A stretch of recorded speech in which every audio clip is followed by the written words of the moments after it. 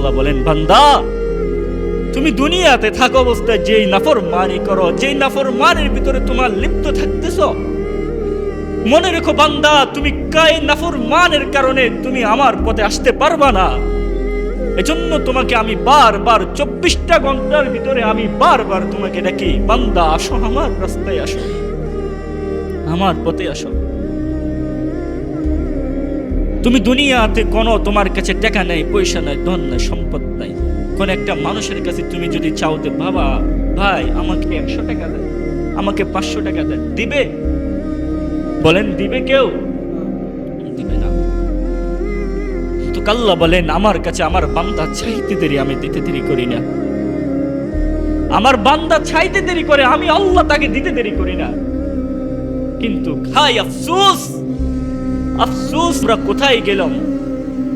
যার পিছনে হাঁটি, যার পিছনে দৌড়াই, সেই আমার কোনো কাজে আসবে না।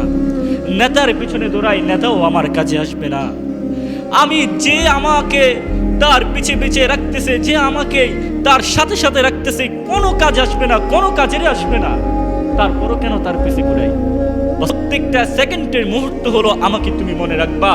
যখন তোমার মনে নাই আমার কথা, ও বান্দা তুমি মনে রাখো, কিয়ামতের ময়দানে যখন তুমি আমাকে ডাক দিবা, আমিও তোমার ডাকে সাড়া দিব না, আমিও তোমাকে বলে যাব, আমিও তোমাকে বলে যাব, আমি তোমার ডাকে সাড়া দিব না।